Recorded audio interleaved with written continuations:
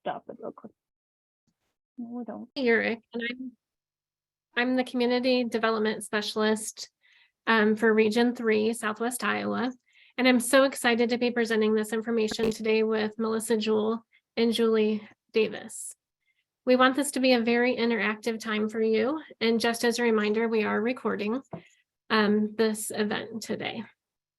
We do realize that September is the true emergency preparedness month. But as you know, we all live in Iowa and we need to be prepared for anything at any time.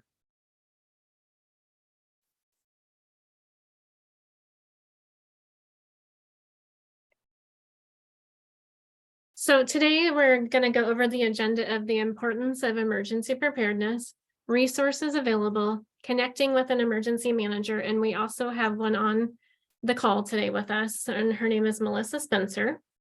And then next steps for emergency preparedness planning, and then provider emergency sharing. Like we said, we want this to be very interactive. So if you have questions, you can put them in the chat box, or you can unmute yourself and ask questions at the end. Why? This is our first peer-to-peer meeting. We are hoping to have many more just like this. If you have ideas for future topics, please reach out to your child care consultant and give them your ideas. We want to make you aware of the resources that Child Care Resource and Referral has on their website. Now I want you all to take a deep breath. Sit back.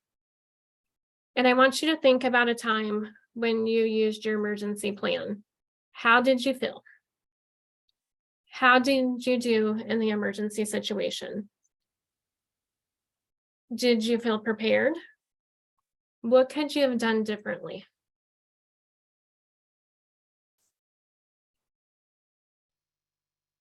Iowa has implemented a new federal law that came in effect October 1st of 2016.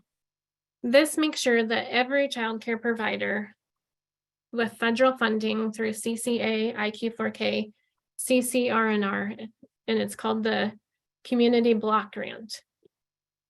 So what this grant entails is that Iowa law requires that all child care providers have a written plan. So your emergency plan, your relocation, sheltering in place, lockdown, addressing the individual needs of children, including those with functional or accessibility needs, communication and reunification with families, and continuity of operation.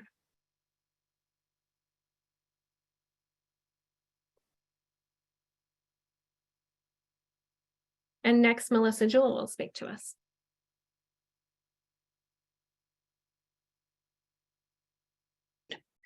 Thank you very much, Shirley. My name is Melissa Jewell, and I am the Regional Director for Northwest Iowa.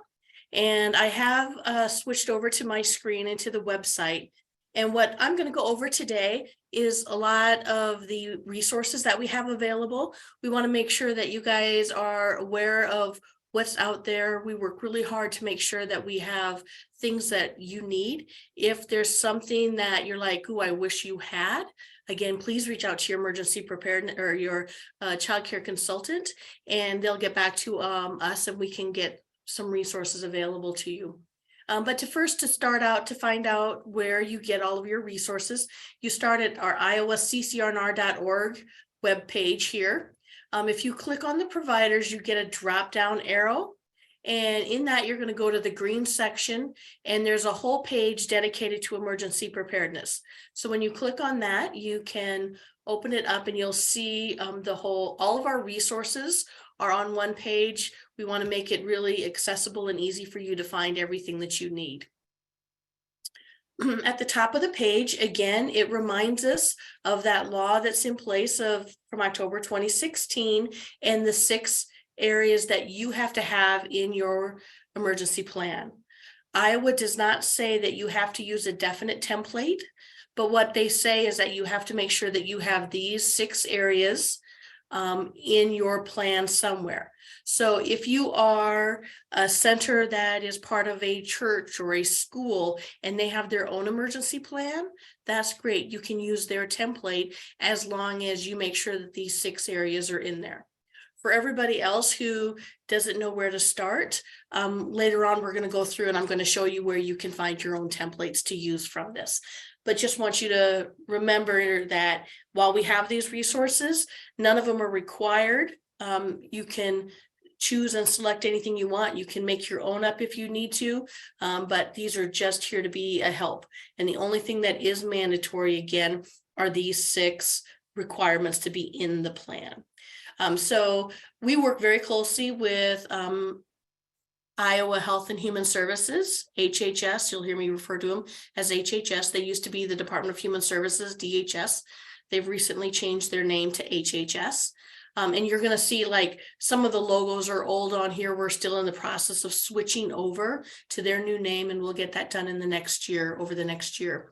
But the first thing that we have here is a emergency preparedness response and planning guide for childcare. If you don't know where to start, I recommend you start by downloading this and reading through this and going through this. It's a really great guide. It will help you and answer all of your questions as to what are all of the terminologies and the different things that we need to have in that process.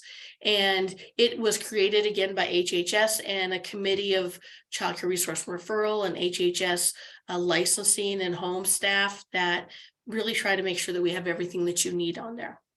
So once you've reviewed the guide and have a familiarity to all of the terms and everything that's a requirement of it, the next thing on our website that we have is 2 different templates. So there is one template specifically for childcare centers, and there's another template specifically for homes. We originally had one template, and if you did your plan right away a couple of years ago, you might have only had one plan. But since then, we've decided, or we've discovered that it just didn't work the best for both homes and centers. So now there are 2 separate templates. For either one, what we try to do is we give them to you in a variety of formats that work. We understand people have different technology experiences and want different things with that. So again, this template, for example, on the centers that we have here, we have one example that if you open it up, it explains exactly, like it says, what's your address? And it will explain what you should put in there, your physical address, right? And then so you can just type over the top and delete that stuff, but it's really there to help you walk through, to be like, I'm not really sure what I'm doing. So the left side usually is what needs to be filled in, and the right side is an explanation of things you should consider when you're filling that part in. We also have it in an Adobe fillable if you don't have Word or PowerPoint or Word or Office technology. So there it is available in Adobe. We also have it in a Word format, and we also have it available in Spanish. Again, if you're a visual learner, we also have a video that you can watch to talk about how to process that and get that going. And again, for the homes, same thing, just on this side. I'm going really fast. I get that. I talk pretty fast myself. If you have any questions along the way, don't hesitate to put them in the chat. We will get back to them and answer any of the questions that you have, okay? So if between looking at the overall document and going through the template, if you're like, I'm still not comfortable, I'm still not sure what I'm doing, Child Care Resource Referral does have a 6-hour training available called Emergency Preparedness for Childcare Programs.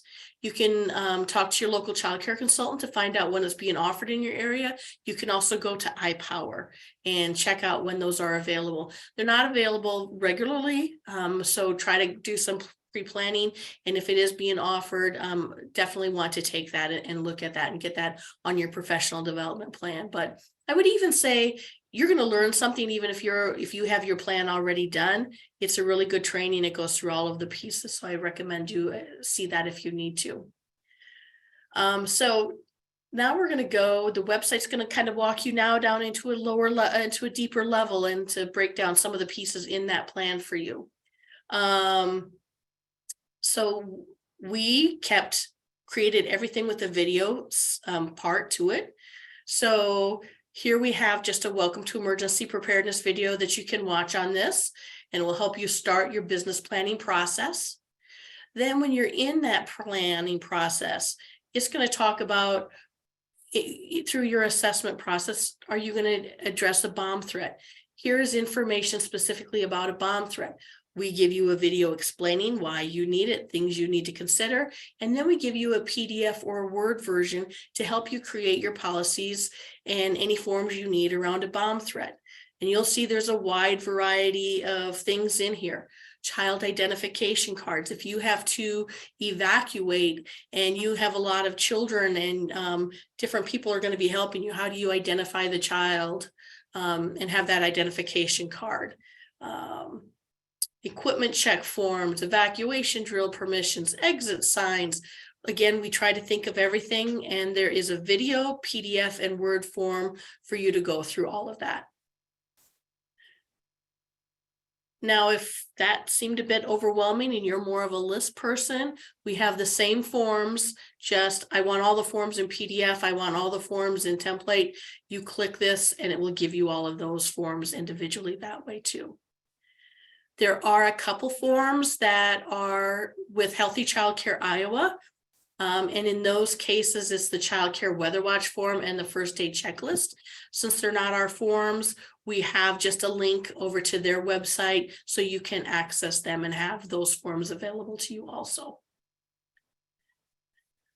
This next section is other resources, and this probably has expanded the most over the last couple of years. There are a ton of resources beyond just the minimum requirements and the forms that we have available. There are FEMA help, there is general preparedness information. We try to give you a wide variety of resources here if you need them. One of the things though I really want to showcase, because I'm really quite the most proud of, is if you get down to the bottom here, you're going to see a whole section on trauma and emotional support. So we've had a lot of disasters happen in Iowa. And I think that Iowa way of, yep, we did it, we survived, we went on, and we don't talk about it too much. But if you remember a couple of years ago, there were a couple of different tornadoes going through central Iowa. Then we also had the Horatio go through.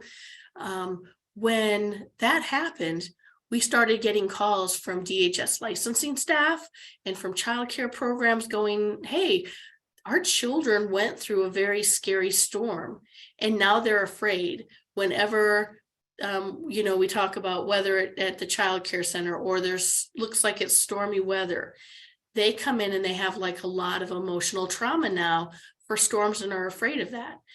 How do we get over that? How do we deal with that? So we built a lot of resources out here for trauma and emotional support. It might be something you want to look at before it happens. And so you kind of have your mind of what are some resources available. Also, it's not a bad idea to go over some things with the children to get them prepared for disaster preparedness and to understand that process. So again, a lot of resources on these websites and I have it there.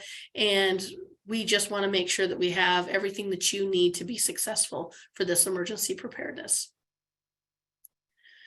And also included in that is communicating with the families. We understand as you're trying to build your emergency preparedness plan and what do you communicate and trying to get them to understand what you're doing.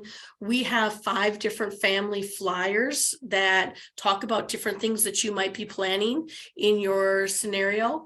You can print these out and give them to your family. If you have an electronic newsletter, you can attach them that way. If you don't have the resources or the ability to print them off, please contact your local child care resource and referral. We'll definitely help you get copies if you need to have help with that. But we just wanted to make sure that you have some pieces there that have language already written that you can help communicate with your families of what you're doing with your planning. Because it's really important to talk to them about, hey, in case of an emergency or a disaster, this is what our childcare business is going to do. If we have to close down, this is what we're going to do.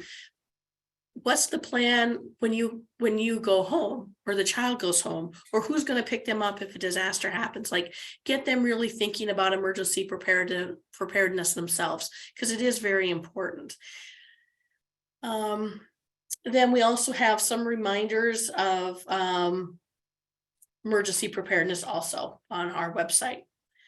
So that's a very, very quick overview. I'm going to stop sharing my screen and move it back, and we're going to get that screen back up. There's a lot of chats in there. Is there any questions? Has anybody seen any questions that I need to answer before I move on?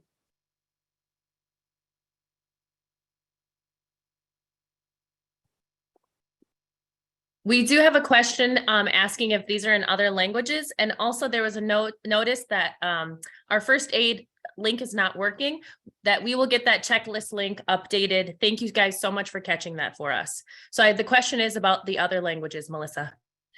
So you saw that we had it in Spanish. When we get a request for something, we do try to get them in other languages. So again, let your child care consultant know, and they'll get it to our emergency preparedness team, and we'll take a look at that and try to do what we can and meet that need. Melissa, Bobby just updated that, and it should, if you refresh your page, it should be available now. Great. Thank you, Bobby. That's how fast we like to keep our stuff updated. So, okay. So when you actually have your emergency preparedness plan and your policies, who should have copies of it? The first part I'm going to go over is really more of from a center standpoint. This slide is going to be talking more about a center. Obviously, as the owner of the program or the director, you want to have a copy in your office and readily available. You also want to have them in the individual rooms, and you want to make sure that the staff members know where they're at and have seen them and reviewed them. So when licensing comes in, they may ask your staff about emergency preparedness, and it's really important that they understand what the plan is and where it's located at. Also, if you have a nonprofit board, it's important that the board is actually the ones who approve your policies and your plan, and that they understand what's going to happen in case of an emergency. That's going to save you a lot, especially if you were the director. That's going to save you a lot of grief down the road when they say, well, why did you do what you did? And you're going to say, because it's in this plan that you approved. And so the more they know, the better that is too. Then anybody else that you have part of your organizational plan. So part of the plan process will be to say, where are you going to evacuate if you have like a fire and you need to go across the street? Where are you going to evacuate if you have something big that happens in a geographical part of your town and you got to go across town? And where are you going to evacuate if you need to move to a whole other town? The whole town gets evacuated.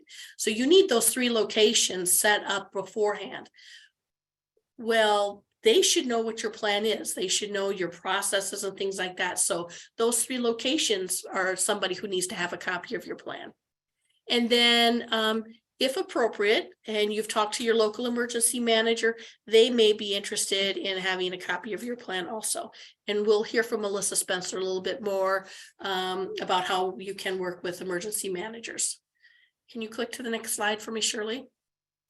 I am going to say, obviously, you've heard my throat is not exactly, my voice isn't the greatest, so please bear with me. So this slide is really talking more about that home provider and thinking about your policies. Obviously, if you are a single home provider, you should know where your policies are at and where they're kept. But the question is, how much do you share with your families? Should families get a whole copy of your emergency preparedness plan? Or do you only give them key pieces of that? This concept comes from in your plan. If you talk about an intruder, yes, we think about intruders a lot of time, like there's a bad guy out around the community who might want to get in. But sometimes things go wrong in the family unit and an angry parent might show up. And so your intruder might actually be a family member. So it's up to you. There's no right or wrong reasons if you have to share them with the family members or not. You may have your plan to say, this is how I communicate to my families in a disaster. This is what I'm going to tell them where we have evacuated to. But it's something to consider, how you want to do that.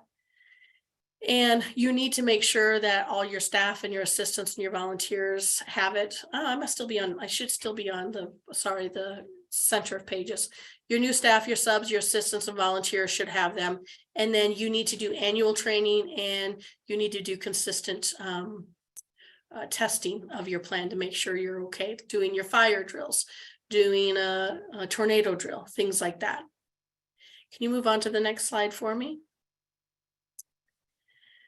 So it's really important for what you have for supplies. In the planning process, we recommend that you have 2 different lists of supplies. One list is 24 hours or less, and one is for up to 72 hours.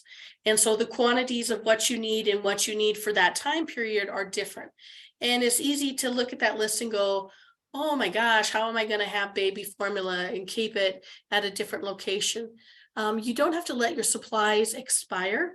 If you're doing regular checks on what you have for supplies, highly recommend you switch those things out. So you switch the cans of formula out, you switch your snacks out, things that you need to have to be available. Also, there's no hard written rules about everything, what is required. These are a recommended list, so you can maybe you know your children best and your family's best. So maybe you know you need more of one thing and less of the other, but this is a good guide to start out for what you're doing.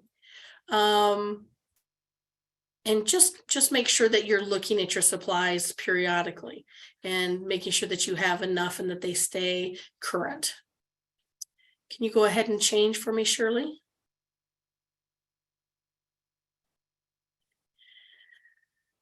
So you have your plan, you've had it for a year, you're a year or 2 into having your plan. It's really important that you're reviewing your plan and looking at it annually. And so what are you going to be looking at for it? You really want to first verify those 3 evacuation locations. Do they still work? Are they still willing to let you come in case of an evacuation part? Check your supplies again, make sure your dates are all current. Any changes you make to your plan, make sure you test them and make sure that that's going to work out. And again, any final changes, you will need to make sure that your staff and your parents know appropriate enough information so they know what to expect in case of a disaster too. So I'm reached the end of my portion, and we have an emergency manager section. And so we have invited today Melissa Spencer. She is an emergency manager from Story County. Melissa has been fabulous to work with the last few years with HHS and CCR&R. She has been a fabulous resource for all of us. So we are excited to have her come and to share what she knows about emergency managers with you. So I'll go ahead and turn it over to you, Melissa. Thank you. Thank you, everybody. I really do appreciate, can you hear me? Okay.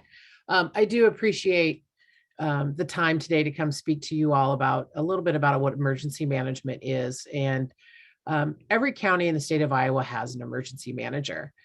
Some emergency managers are responsible for multiple counties, but there is somebody in every single county in the state that you can reach out to. Most offices are one-person offices, so there's a lot of duties. We have our own mandatory planning duties, so sometimes our bandwidth for providing assistance sometimes can be limited, especially in those counties with one person. Our viewpoint is looking at the county as a whole. So looking at the county from border to border and looking at things that need to be taken care of for preparedness, response, recovery, and mitigation. As I mentioned, most offices are one-person offices, so it's a lot of coordination with our public and private organizations that are out there to achieve the goals that we want to achieve. One way childcare providers can be involved is letting the emergency manager know that you're out there, letting them know if you could expand your capacity, if there would be a community that's struck elsewhere in your county, could you still continue to offer childcare services to other communities in the county? But also along those lines, introducing yourself to your local jurisdictions, letting your city councils go to a city council meeting, let them know you're there, have discussion with the city councils about what your potential needs are, and also what you can offer the community as well. If you're, for an example, if half of your community is impacted and your childcare center or home is still available and could maybe take on 1 or 2 extra people, have a discussion about that. But also letting your community know that you may have transportation limitations, letting them know kind of what some of your capability gaps are, because everything begins and ends locally. So for your needs, if your needs can't be met, it would go up to your community that you're based upon. And then the community, if they cannot assist you, then they would come to the local emergency management organization to see if there's assistance that could be provided from our level. And then if we run out of resources within the county, then we would go to the state, and CCR&R would probably be very heavily involved if we had something that was a large scale incident that impacted an extraordinary amount of childcare providers. Pardon me, I have a frog in my throat today too. But an emergency manager can also be a bit of a subject matter expert for you, with providing you with what the risks are to your community that you live in. We have plans in place that identify those. So that can assist you if you're just starting off for your first time planning event, for getting an understanding of what can impact your community. Is it more severe weather risks? Is there a man-made risk? Here in Story County, we have a lot of interstates and highways and rail lines that increase the risk for the potential of a man-made disaster or emergency that could impact the community. So they could kind of be that subject matter expert. Now, will they necessarily have time to sit down and review your plans when it's completed? Again, it kind of depends on what their bandwidth is, and sometimes it depends on the season as well, because we have our planning requirements that we have to meet as well. But they can answer questions for you. And if you would like them to review your plans, you may just have to be a little patient with the time that they have that's allowed. So that's just kind of a real quick high overview. If you are looking for your local emergency manager's contact information, I did notice in the links that Melissa presented, Iowa Homeland Security and Emergency Management website has contact information for the local emergency managers, as well as the Iowa Emergency Management Association webpage and Facebook page. There's links to get contact information for your local emergency manager. Or if all else fails, Melissa can reach out to me. She has my contact information, and I can try to connect you with the name and contact information for your local emergency manager.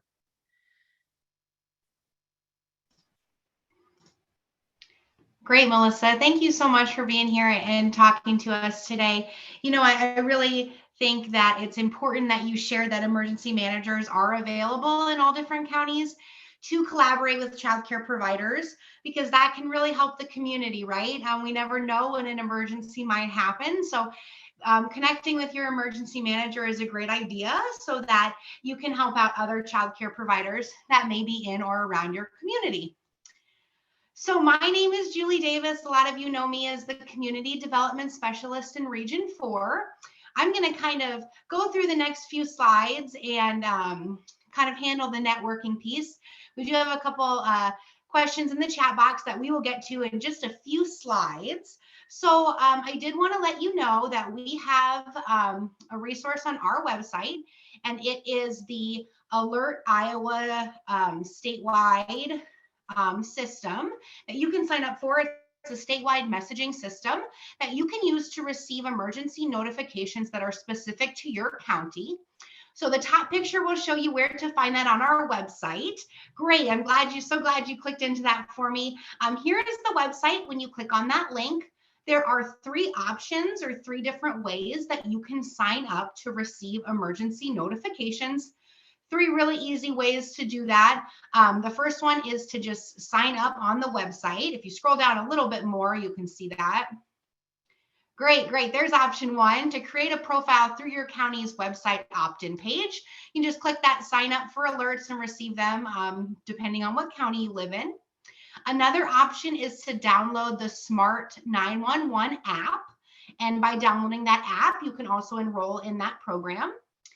And then the third option is to send a text message to opt in. It'd be the quickest way to sign up for those emergency alert systems.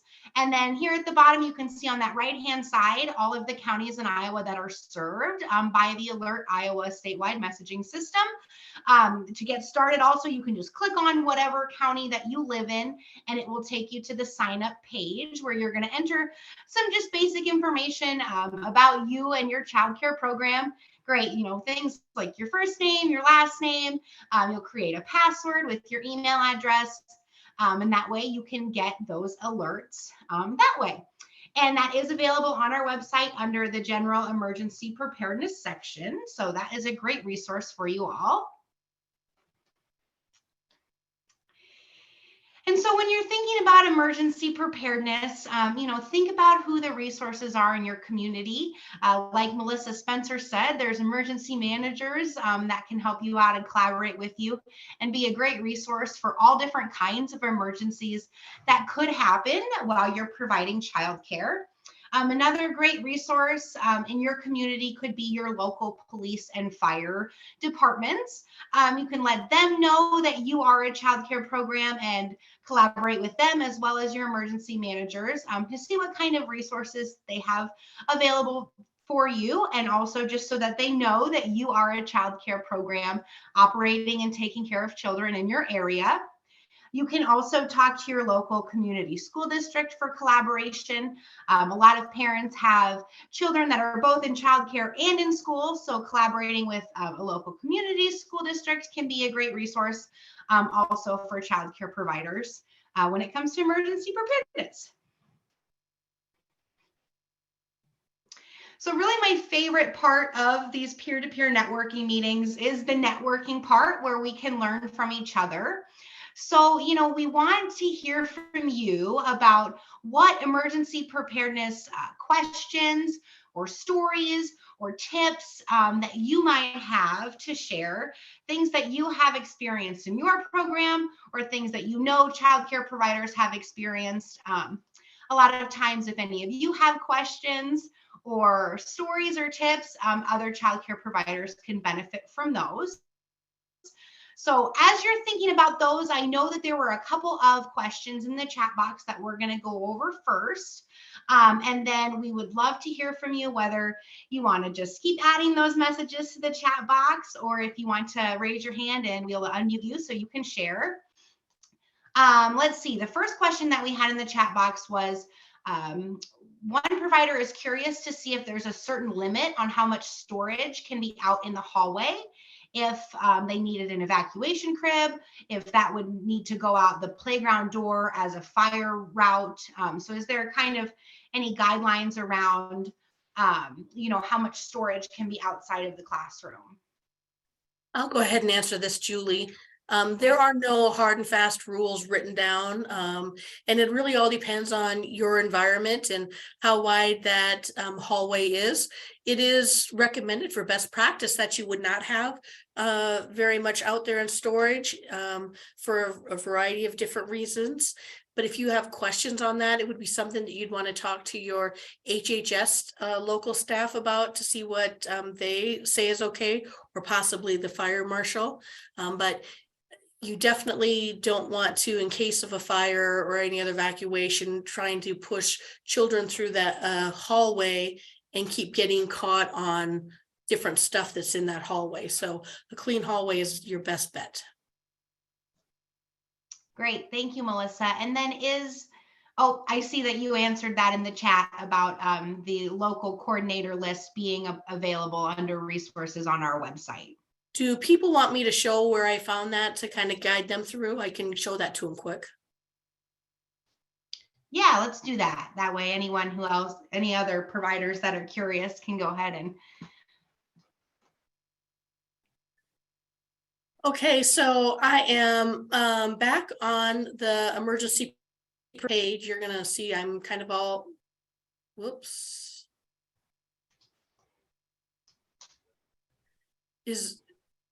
I'm getting some weird Zoom. Are we still going? Don't worry, you're still there, Melissa. That Maybe was we'll weird. unshare, and we have 2 comments in the chat. We'll go to those first. How about that? And just in case. That's okay. I just wanted to make sure we were still connected. So we're on emergency preparedness page. And if you go all the way down, sorry to do this to you, down to the other resources section, right here under general emergency information, we have the Iowa. Melissa, can you stop sharing for a second and then reshare? Yep.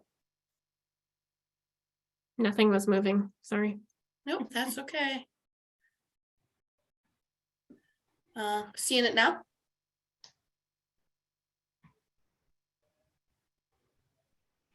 There we Nope. go. Oh, are you? Okay.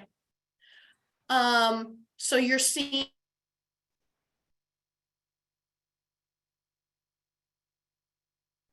Well, the glory of Zoom, we've lost Melissa. Julie, why don't you lead us with our comments in the chat there? Thank you guys for sharing.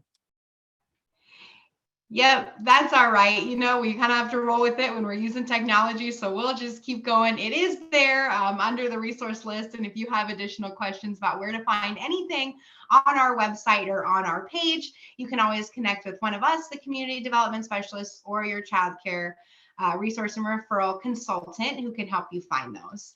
So we did have a couple of people who shared in the chat box some things that have happened to them personally. One provider shared that they partnered with another child care center in the mid-distance evacuation plan, so somewhere around where they were going to go in the event of emergency. And they had a lot of the same items that they would need in case of an emergency, so they wouldn't have to take all of those things with them. So that's a great idea to partner with another program in your area, so that in the event of an emergency, you don't have to take as many things with you to go. So that's a great idea. We also had another comment that a center that experienced a gas leak evacuated the children, and everything went really well according to their plan. But after that experience, they did identify that there was a need for a way for staff to communicate with each other. So now they use walkie-talkies to do that. And I love that, that kind of reflection part of that. You know, different things happen, and all you can do is be as prepared as you can for those things, and then take away any lessons from what might happen in that situation. So that's great that that center saw that they, you know, needed to do something else to bolster communication in that emergency. So good job for using that and for coming up with some new ideas to fix your problem there. And then another program, you know, there are a lot of different emergencies that can happen.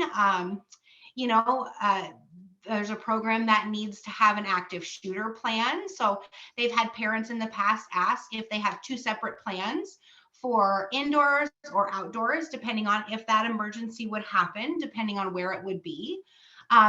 This provider is curious if anyone else had on any leads or where to begin a plan for an outside active shooter drill.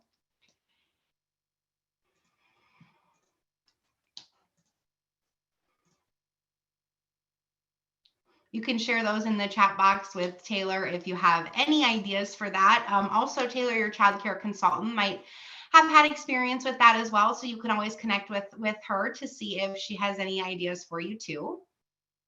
Can I jump in, Julie, on that one too a little bit? I would definitely also go to your local police department. They have a lot of experience with active shooters anymore and can, you know, maybe help you with the lay of the land for your neighborhoods and have you some different ideas. A lot of times that active shooter is really looking at the resources that you have around you. So I'd really recommend going to that resource.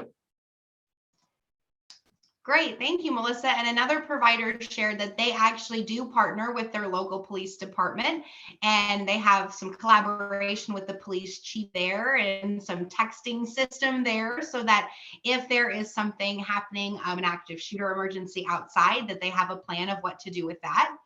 And then also the provider shared that they have a local thrift store that is their outside active shooter location. So that's where they would go if in the event that they would need to go somewhere because of that while they're outside. So great. Those are some awesome stories.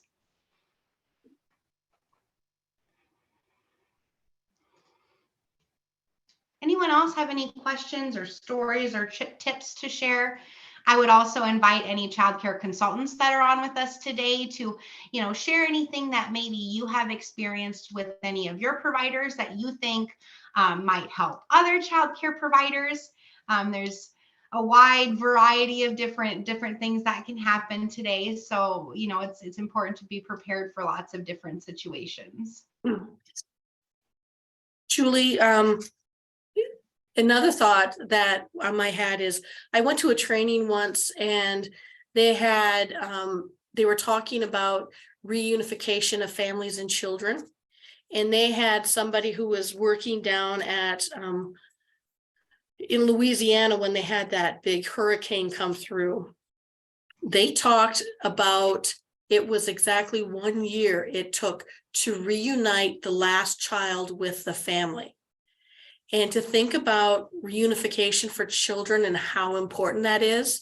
And that is one of the key components that is required in Iowa, is to have a reunification plan with the family. So really thinking about, I would hope that it wouldn't take us that long, we'd have anything of that large magnitude and scale, but still not only just communicating, immediately of what's going on and where the children are at, but really planning for long-term. What if the family is not able to collect the child right away, and how is that going to look like, and understanding who can collect the child in the case of a disaster. So there's a lot to think about in family reunification, and we do have some resources again on the website around that concept, but I think it's something that we don't talk about nearly enough, and that training will always stick out in my mind when they talked about taking a whole year to reunite families. So. Yeah, thank you so much for sharing that story. Those are the types of things that, we love to hear, because emergency preparedness can be scary, right?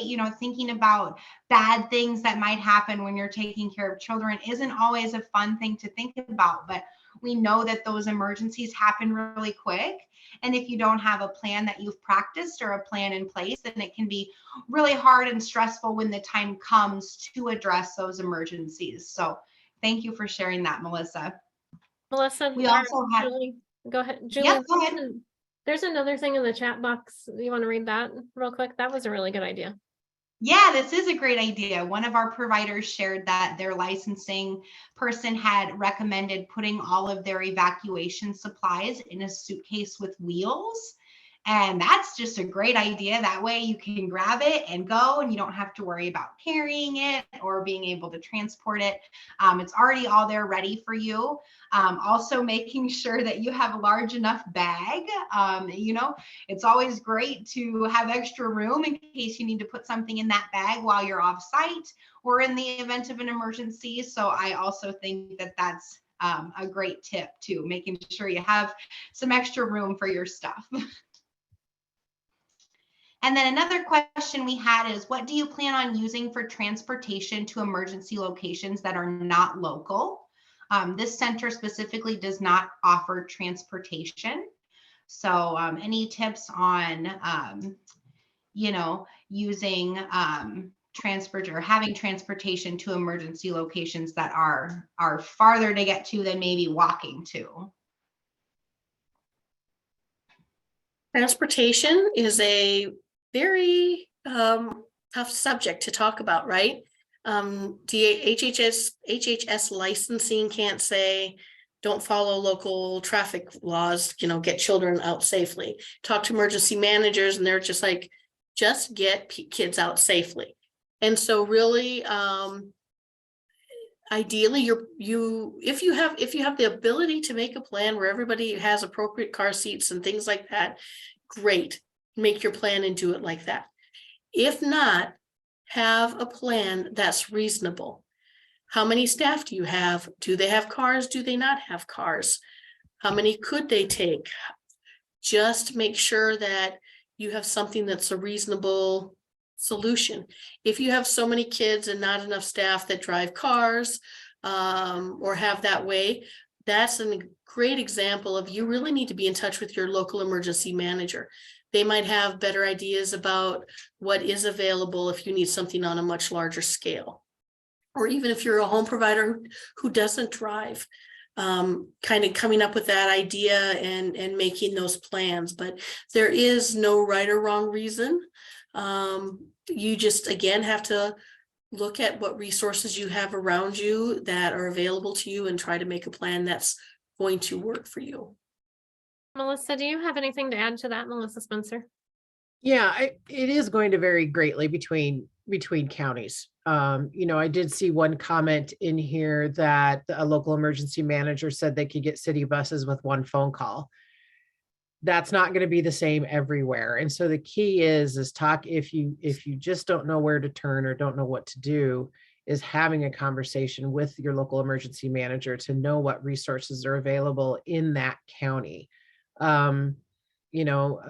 Everything begins and ends locally. So the conversation really needs to start with your community leadership to say, okay, if we have this incident, and then if that community identifies, hey, now we have this gap because we don't have adequate transportation locally to safely and appropriately evacuate home childcare providers or childcare centers, then the emergency manager can develop some procedures for how that will flow.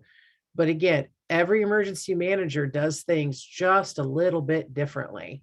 So it is critical if you have that question.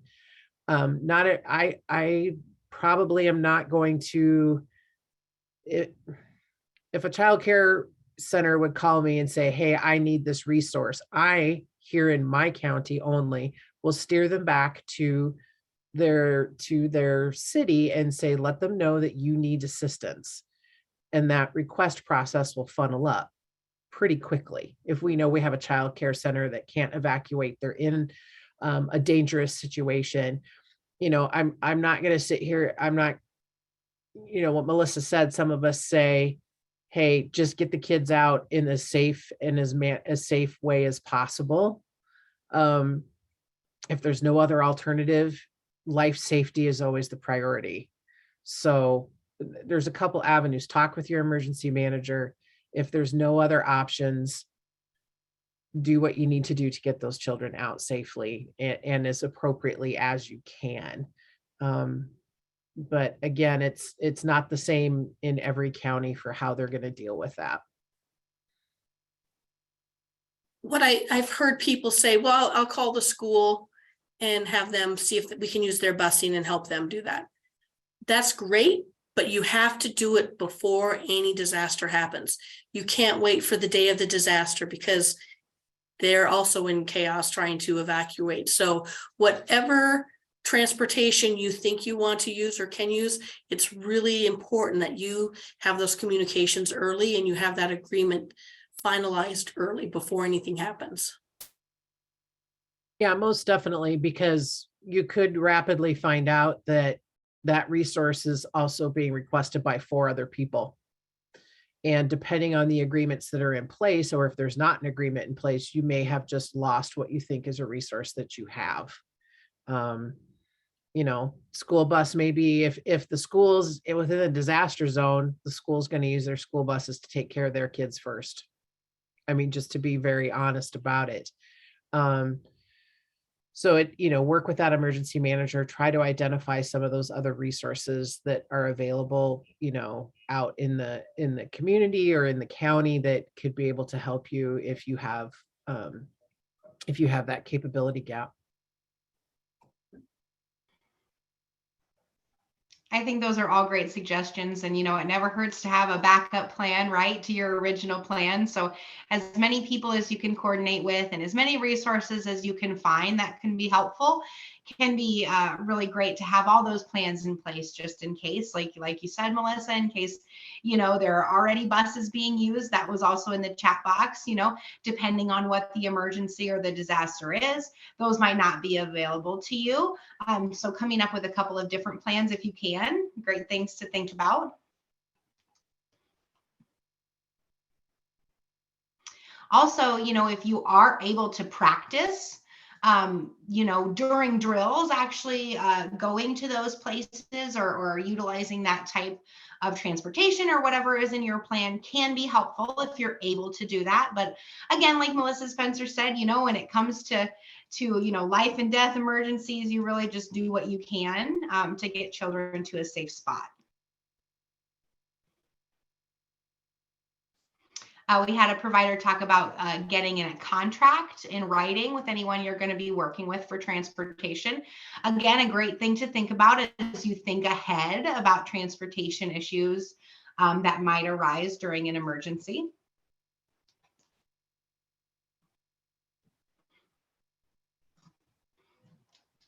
What else do people have to share? Anything else about, when we had the derecho or when we had maybe when you've experienced a type of emergency that isn't as common or isn't what you practice or do drills for as much?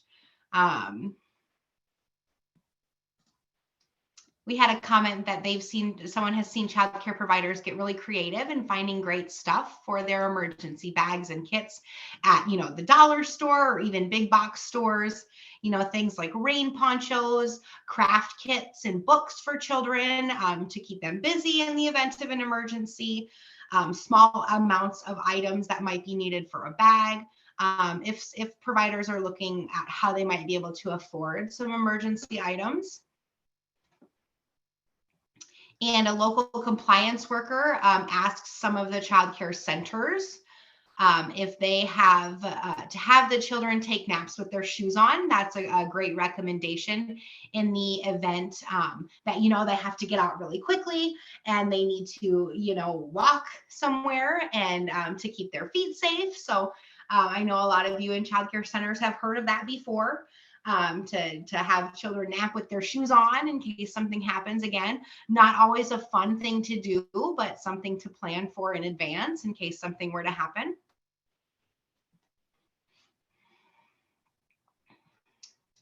Another comment, working with a program that had walkie-talkies and they spent a little more money on them for higher quality ones.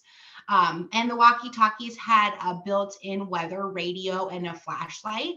So although they were a little more expensive, it was all together. So it was really easy to use for that program. So that's a great strategy. Sometimes when you're thinking about your budget or how much money you have to spend on something, sometimes convenience is important. And another comment that not all emergencies are in or around the building, could be something like a medical emergency. So considering how you might handle a medical emergency, if there's another emergency, that makes them leave a location, emergency meds will have to go with you. So remembering too that some children that you watch might have medical needs. So to plan for that as well. And then another provider shared that the emergency procedures for all of their sites, they have a copy at the central office. The local sheriff's office also has a copy. And that helps because the sheriff's office will reach out to them during tornado warnings because they couldn't maybe get a hold of staff.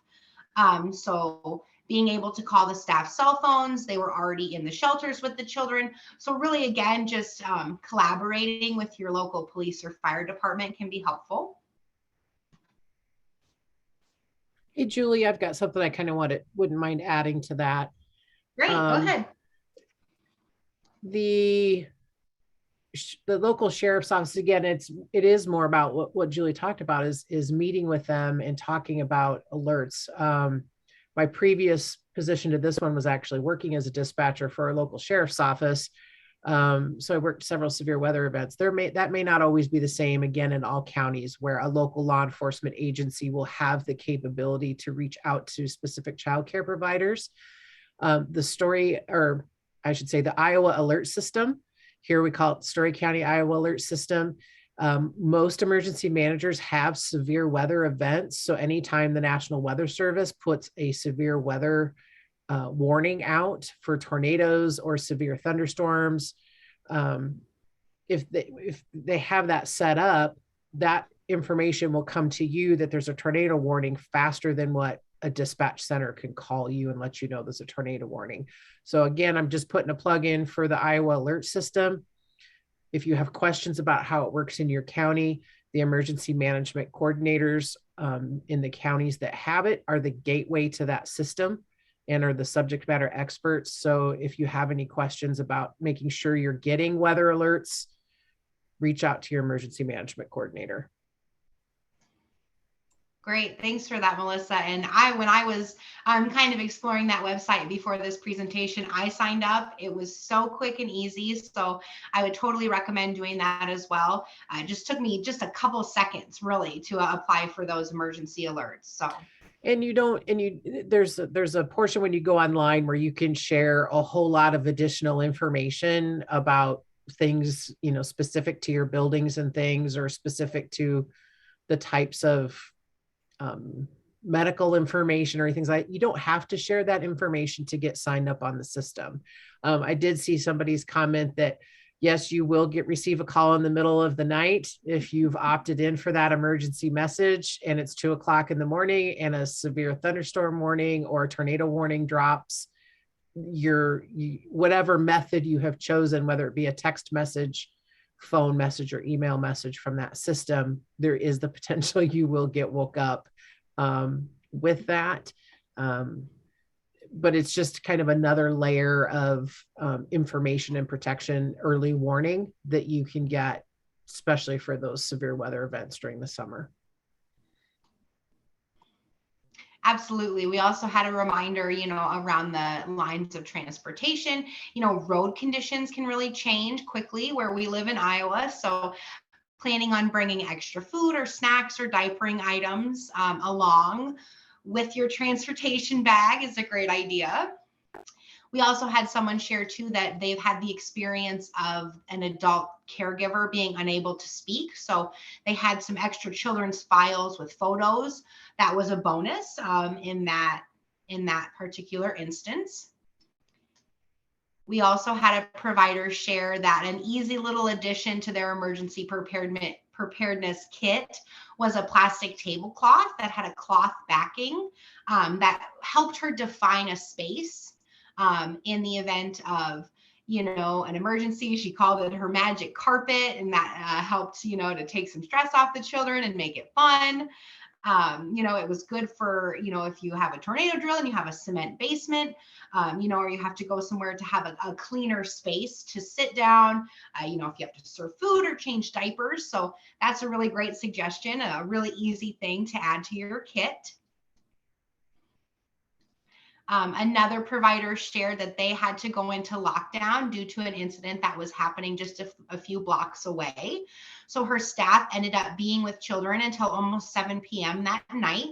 But her staff did an excellent job of remaining calm, explaining why the windows were covered in her program.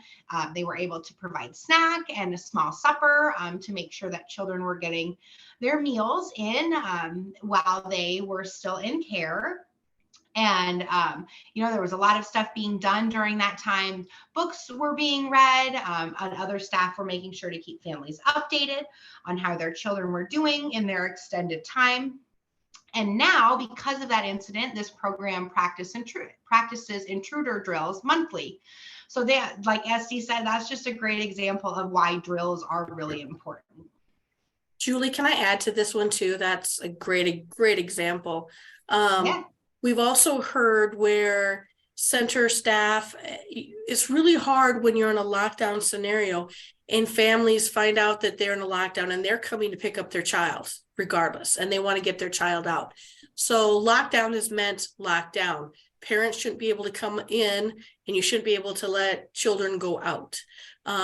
So that's a hard concept for people to understand. And so it's really important that you have those conversations with your staff and with the parents so they fully understand what lockdown means, so that you're not trying to have to negotiate with the parent through a doorway, or, you know, dealing with the staff who might not understand why we're not letting a parent come in or a parent remove a child at that time. So, and one good example about why you would not let a parent in is you don't know who that intruder is on the outside, who they're like. It could be the parent that's the bad person outside that you're locking down against. So things to make sure that people understand what a lockdown means and what's really going to happen. It will help you a lot.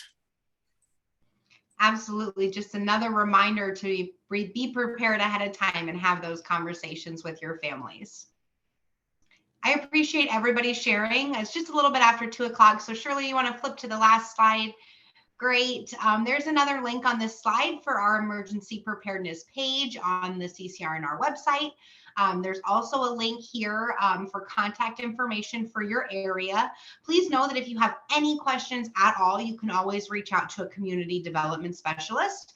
If you click on that link, our contact information is going to come up first. And then if you know your region, you can click into the region and then find your child care consultant by county. But as you can see, the community development specialist contact information is right up there. And we would be more than happy to, answer any questions that you have if we can, as well as get you to the right person if we can't answer your question.